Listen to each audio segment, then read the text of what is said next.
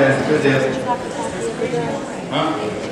My name is George Schroeder. I'm an eye surgeon. We moved, my wife and I and family moved out into the watershed just beyond Rainbow Creek Road about 10 years ago to build our dream home with the potential that sooner or later that piece of property would be worth a lot of money. I, having studied this, believe that the property value would be significantly decreased because of the zoning would be imposed upon us.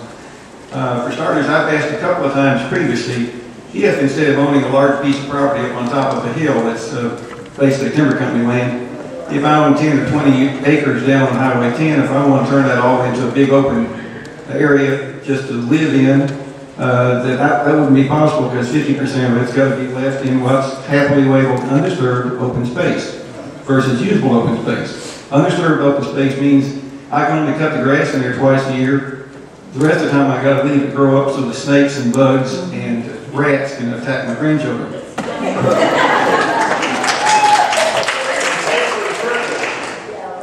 You know, they're not going to take it from me, but I still own it. I got to pay taxes on it. I can't use it for a lot of things. Anyhow, what are we going to have to stop doing?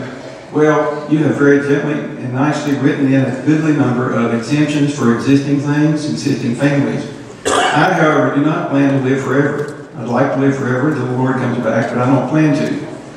If I should have the temerity to sell that or subdivide it for my family or sell it to someone out of the family, the value of that's going to be markedly decreased because instead of having a large piece of property, I've got a piece of property about half that size I can sell.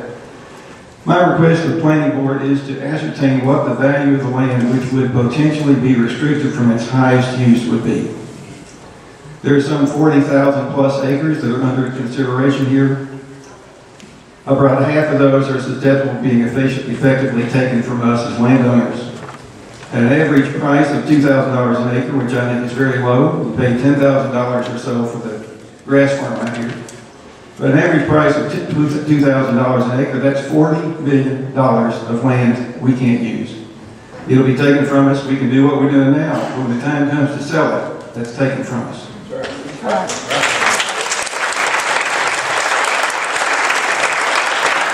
As most of us in here, I have studied this very thoroughly.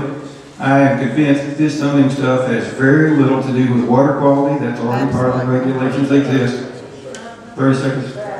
It has a lot to do with restriction of future property usage for its best and highest usage. It's the same overreach that caused these people over here to suggest we shouldn't be able to build on a ridge line. Clearly the most important, most valuable piece of property anywhere.